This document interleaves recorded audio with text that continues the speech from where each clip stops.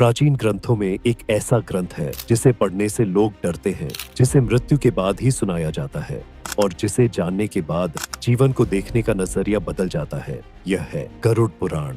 लेकिन क्या आप जानते हैं, गरुड़ पुराण में सिर्फ मृत्यु के बाद के रहस्यों का ही नहीं, बल्कि एक ऐसी कथा का भी जिक्र है जो आज भी रहस्य बनी हुई है। एक ऐसी कथा जहां एक पापी राजा की आत्मा यमलोकम पहुंचने से पहले ही रास्ते में भटक गई। उस आत्मा ने ऐसा क्या किया था कि स्वयं यमराज भी उसका न्याय करने से डर गए। चलिए आज हम आपको सुनाते हैं गरुड़ पुराण से ली गई राजा विक्रम की वह रहस्यमयी कथा, जो सिर्फ मृत्यु ही नहीं, जीवन को भी समझने की कुंजी है।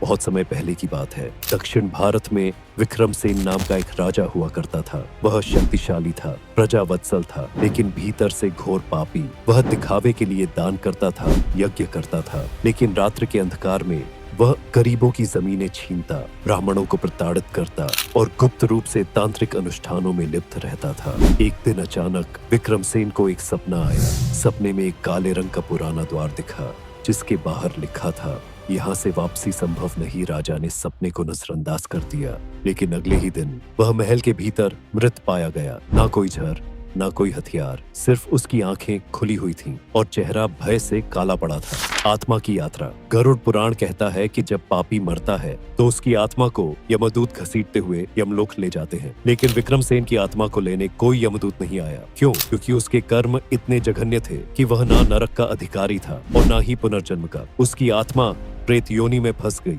न पूर्ण मुक्ति और न पूर्ण दंड। कहते हैं राजा की आत्मा आज भी अपने महल के खंडहर में भटकती है। रात के तीसरे पहर जब मंदिरों की घंटियां बंद हो जाती हैं, तब उसके कराहने की आवाज सुनाई देती है। गरुड़ पुराण का संदेश। गरुड़ पुराण केवल मृत्यु के बाद की जानकारी नहीं देता, बल्कि यह चेतावनी भी देता है कि हम खाप कर्मों से कोई नहीं बच सकता।